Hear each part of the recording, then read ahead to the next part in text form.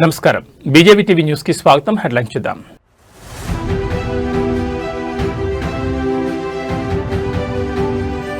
పొరపోరు ముగిసిన ఆగని వేట, మున్సిపల్ పీఠం కోసం మొదలైన రిసార్ట్ రాజకీయం.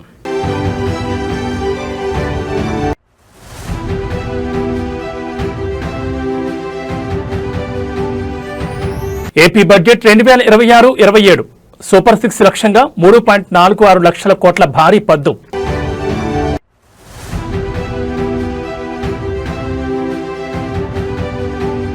మళ్లీ పెరిగిన బంగారం ధరలు, కొనుగోలుదారుల ఆశలపై నీళ్లు చల్లిన అంతర్జాతీయ మార్కెట్లు.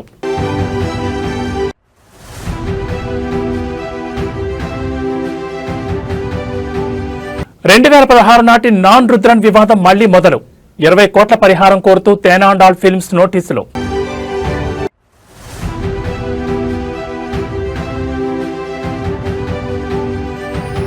తెలుగు రాష్ట్రాల్లో హాయినిస్తున్న వాతావరణం, ఎండల తీవ్రత లేదు, వానల ఇబ్బంది అంతకన్నా లేదు.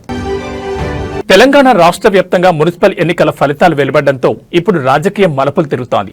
ఓట్ల లెక్కింపు ముగిసినా పీఠం దక్కించుకునే వేట మాత్రం ఆగలేదు. ఎక్కడ చూసినా ఒకటే చర్చ, క్యాంప్ పాలిటిక్స్. గెలిచిన కౌన్సిలర్లు చేజారిపోకుండా ప్రధాన పార్టీలు రక్షణ వలయాన్ని ఏర్పాటు చేశాయి. రాష్ట్రంలో మున్సిపల్ ఫలితాలు ఏ పార్టీకి స్పష్టమైన మెజార్టీ ఇవ్వని చోట కింగ్ మేకర్లుగా మారిన స్వతంత్ర అభ్యర్థుల కోసం వేట మొదలైంది. గెలిచిన అభ్యర్థులను తమ వైపు తిప్పుకునేందుకు ప్రధాన పార్టీలు వ్యూహాలకు పదును పెడుతున్నాయి. ఫలితాలు రాగానే గెలిచిన కౌన్సిలర్లను హోటాహుటిన రిసార్ట్లకు, పొరుగు రాష్ట్రాలకు తరలిస్తున్నాయి. పార్టీలు ఫోన్లకు కూడా దొరకకుండా కట్టుదిట్టమైన జాగ్రత్తలు తీసుకుంటున్నారు. ఈ ఎన్నికల్లో స్వతంత్ర అభ్యర్థులు గణనీయమైన స్థానాల్లో విజయం సాధించారు. వీరి మద్దతు లేనిదే చైర్మన్ లేదా మేయర్ పీఠం దక్కే పరిస్థితి లేదు.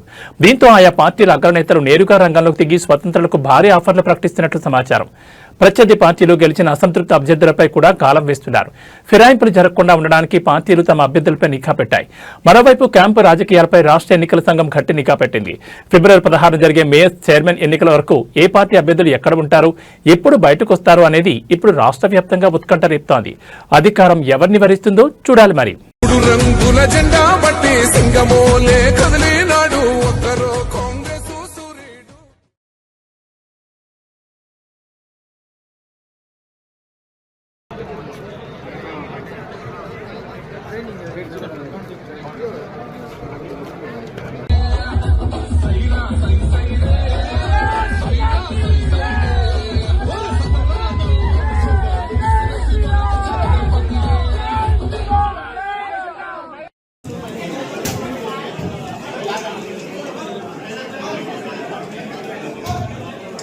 రాష్ట్ర రాజకీయం ఇప్పుడు సచివాలయం నుంచి ముఖ్యమంత్రి నివాసానికి మారింది. మున్సిపల్ ఎన్నికల ఫలితాలు వెలువడిన వేళ రాష్ట్ర మంత్రివర్గం నేడు అనధికారికంగా సమావేశం కానుంది. గెలుపోటములపై లోతైన విశ్లేషణతో పాటు ప్రజలు ఇచ్చిన తీర్పు ఆధారంగా రాబోయే అభివృద్ధి పథకాలకు ఈ భేటీలో రూపకల్పన చేయనున్నారు. అసలు ఈ సమావేశం వెనుకొన్న ప్రధాన ఎజెండా ఏమిటి? మున్సిపల్ రిజల్ట్స్, కేబినెట్ నిర్ణయాలు ఎలా ప్రభావితం చేయబోతున్నాయి? ముఖ్యమంత్రి అధ్యక్షతన జరగనున్న ఈ కీలక భేటీలో ప్రధానంగా 3 అంశాలు చర్చకు రానున్నాయి. రాష్ట్ర వ్యాప్తంగా మున్సిపల్ ఫలితాల్లో పార్టీ పనితీరుపై సీఎం సమీక్షించనున్నారు. ముఖ్యంగా హంగ్ ఏర్పడిన చోట అనుసరించాల్సిన వ్యూహాలు, స్వతంత్ర అభ్యర్థుల మద్దతు కూడగట్టడంపై మంత్రులకు దిశానిర్దేశం చేయనున్నారు. ఎన్నికల కోడ్ ముగియడంతో ఆగిపోయిన అభివృద్ధి పనులను పట్టాలెక్కించడంపై ప్రభుత్వం దృష్టి సారించింది. ముఖ్యంగా పట్టణ ప్రాంతాల్లో మౌలిక సదుపాయాల కల్పన కోసం కొత్త నిధుల కేటాయింపుపై చర్చ జరగనుంది. ప్రజలు ఏ అంశాల ఆధారంగా ఓటు వేశారనే దానిపై నివేదికలను పరిశీలించి రాబోయే రోజుల్లో సంక్షేమ పథకాల్లో చేయాల్సిన మార్పులపై కేబినెట్ నిర్ణయం తీసుకోనుంది. కేవలం రాజకీయాలే కాకుండా రాష్ట్ర ఆర్థిక పరిస్థితి మరియు పెండింగ్ లో ఉన్న కీలక ప్రాజెక్టుపై కూడా ఈ అనధికారిక భేటీలో చర్చించే అవకాశం ఉంది. ఈ సమావేశం ముగిసిన తర్వాత ముఖ్యమంత్రి మీడియా ముందుకు వచ్చే అవకాశం కనిపిస్తోంది. మరి కేబినెట్ భేటీ తర్వాత వెలువడే ఆ కీలక నిర్ణయాలు ఏంటో తెలుసుకోవాలంటే మనం వేచి చూడాల్సిందే.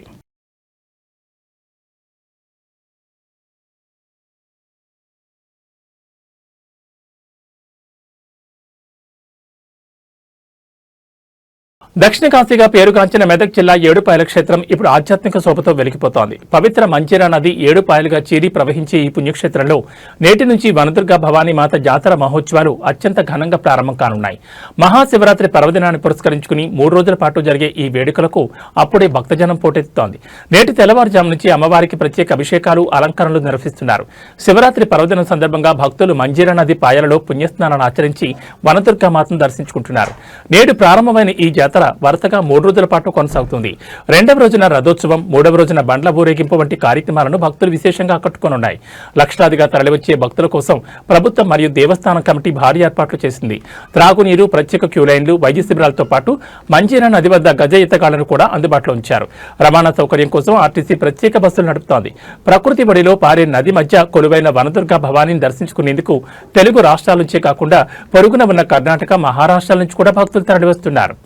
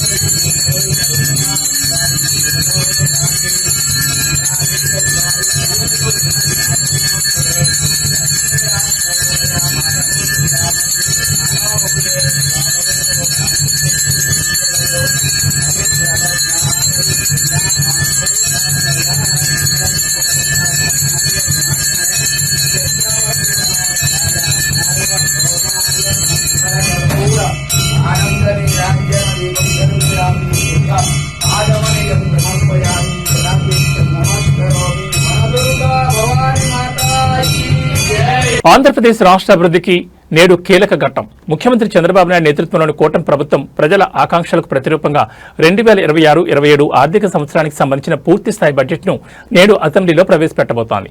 ఆర్థిక మంత్రి పయ్యావుల కేశవ్ సుమారు 3.46 లక్షల కోట్ల భారీ అంచనా వ్యయంతో రాష్ట్ర ఆర్థిక భవిష్యత్తును ఆవిష్కరించనున్నారు. ఎన్నికల హామీలు ఒకవైపు, రాజధాని అమరావతి, పోలవరం నిర్మాణం మరోవైపు. అసలు ఈ బడ్జెట్లో ఎవరికి ఏం దక్కబోతోంది? ఈసారి బడ్జెట్లో ప్రభుత్వం 3 ప్రధాన అంశాలపై దృష్టి పెట్టినట్లు స్పష్టమవుతోంది. ఎన్నికల్లో ఇచ్చిన సూపర్ 6 హామీల అమలుకు బడ్జెట్లో భారీగా నిధులు కేటాయించనున్నారు. ముఖ్యంగా తల్లికి వందనం, దీపం మరియు మహిళలకు ఉచిత బస్సు ప్రయాణం వంటి పథకాలకు సింహభాగం నిధులు కేటాయించే అవకాశం ఉంది. రాష్ట్ర జీవనాడి పోలవరం ప్రాజెక్టు పనులను వేగవంతం చేసేందుకు మరియు రాజధాని అమరావతి నిర్మాణ పనులను తిరిగి పట్టాలెక్కించేందుకు కేంద్ర నిధులతో పాటు రాష్ట్ర వాటాగా 1000 కోట్లు కేటాయించనున్నారు. సాధారణ బడ్జెట్తో పాటే ప్రత్యేక వ్యవసాయ బడ్జెట్ను కూడా ప్రభుత్వం ప్రవేశపెడుతోంది. రైతులకు పెట్టుబడి సాయం మరియు సాగునీటి మౌలిక సదుపాయాలకు ఈ పద్ధతిలో ప్రాధాన్యత ఇవ్వనున్నారు. మెగా డిఎస్సి నిర్వహణతో పాటు పారిశ్రామికాభివృద్ధి ద్వారా కొత్త ఉద్యోగాల సృష్టికి ఈ బడ్జెట్ దిశానిర్దేశం చేయనుంది. అప్పుల భారం ఉన్నప్పటికీ అభివృద్ధిని సంక్షేమంతో జోడిస్తూ ప్రభుత్వం ఈ బడ్జెట్ను రూపొందించినట్టు తెలుస్తోంది. మరి కాసేపట్లో ఆర్థిక మంత్రి అసెంబ్లీలో చదివే ప్రతి అంకె రాష్ట్ర భవిష్యత్తును ఎలా మార్చిపోతుందో చూడాలి. మరి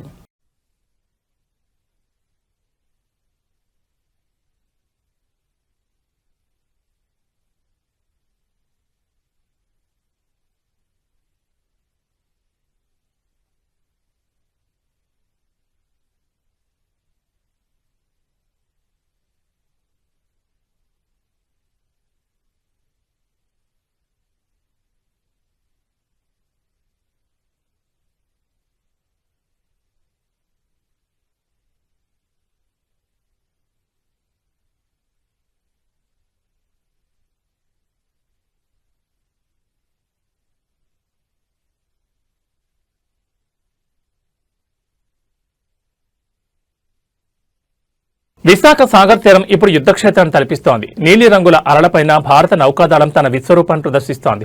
త్వరలో జరగనున్న ప్రతిష్టాత్మక ఇంటర్నేషనల్ ఫ్లీట్ రివ్యూ కోసం విశాఖ తీరం సర్వం సిద్ధమైంది.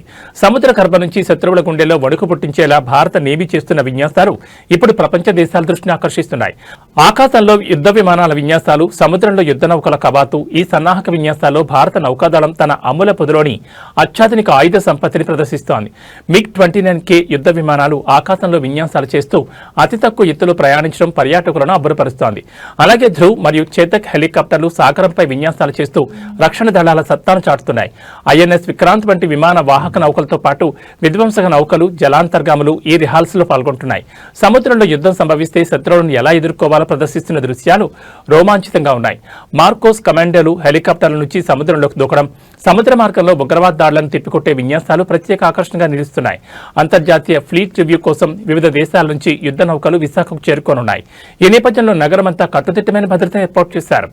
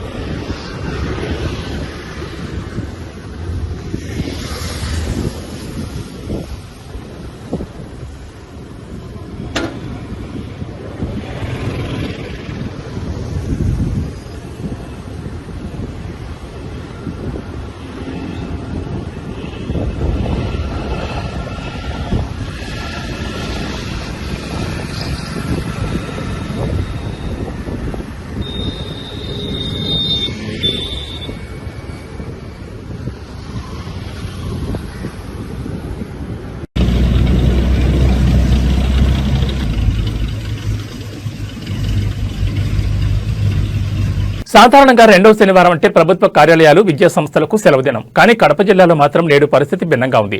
జిల్లా వ్యాప్తంగా పాఠశాలల్ని నేడు యథావిధిగా నడుస్తున్నాయి. విద్యార్థుల కేరింతలు, పాఠాల సందడితో తరగతి గదులు కళకళలాడుతున్నాయి. అసలు సెలవు రోజున కూడా పాఠశాలలు ఎందుకు తెరిచారు? దీని వెనుక ఉన్న కారణాలేంటి?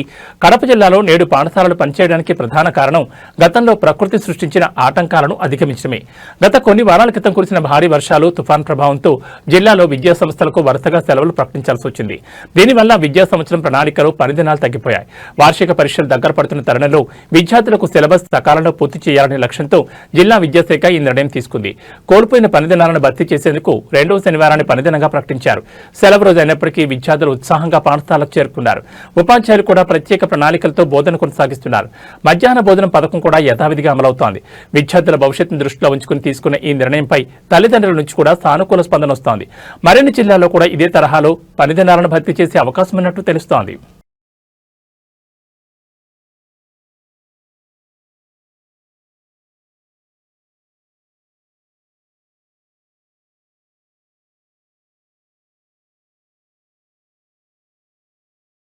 నేడు ఫిబ్రవరి 14 ప్రపంచమంతా ప్రేమికుల రోజు వేడుకల్లో ఉంటే భారతదేశం మాత్రం కంటతడి పెడుతూ తన వీరపుత్రులను స్మరించుకుంటోంది. సరిగ్గా 7 ఏళ్ల క్రితం ఇదే రోజున పుల్వామాలో జరిగిన హేయమైన ఉగ్రదాడిలో 40 మంది సిఆర్పీఎఫ్ జవాన్లు వీరమరణం పొందారు. ఆ రక్తం చిందిన నేల, ఆ గుండెలో ఆగిపోయిన క్షణం నేటికి ప్రతి భారతీయుడి గుండెల్లో మంటగా మిగిలే ఉంది. నేడు దేశవ్యాప్తంగా ఆ అమరవీరులకు ఘనంగా నివాళులర్పిస్తున్నారు. 7 ఏళ్లు గడిచినా ఆ గాయం ఇంకా పచ్చిగానే ఉంది. దేశ రక్షణ కోసం ప్రాణాలర్పించిన ఆ 40 మంది వీరులను యావత్ భారతం స్మరించుకుంటోంది. ప్రధానమంత్రి నరేంద్ర మోడీ సోషల్ మీడియా వేదికగా అమర జవాన్లకు నివాళులర్పించారు. వారి త్యాగం ప్రతి భారతీయుడికి స్ఫూర్తిదాయకమని, దేశం వారిని ఎప్పటికీ మరిచిపోదని కొనియాడారు. ఢిల్లీలోని నేషనల్ వార్ మెమోరియల్ నుంచి గల్లీలోని చిన్న పాఠశాలల వరకు ప్రతి చోట మౌనం పాటించి కొవ్వొత్తులు వెలిగించి అమరవీరులకు జైత్యాత్రలు నిర్వహిస్తున్నారు. శ్రీనగర్లోని లేత్పురా క్యాంప్ వద్ద సిఆర్పీఎఫ్ అధికారులు ప్రత్యేకంగా స్మారక వేడుకలు నిర్వహించారు. తమ సహచరుల త్యాగానికి చిహ్నంగా గాలిలోకి తుపాకులు పేల్చి గౌరవవందనం సమర్పించారు. వారు లేరు, కానీ వారి త్యాగం అమరం. ఆ తల్లుల కన్నీళ్లు, ఆ కుటుంబాల వేదన భారతీయులందరినీ ఒక్కటి చేశాయి. సరిహద్దుల్లో కాపలా కాస్తున్న ప్రతి జవాన్కు, దేశం కోసం ప్రాణాలర్పించిన ప్రతి వీరుడికి మనం కూడా సాల్యూట్ చేద్దాం.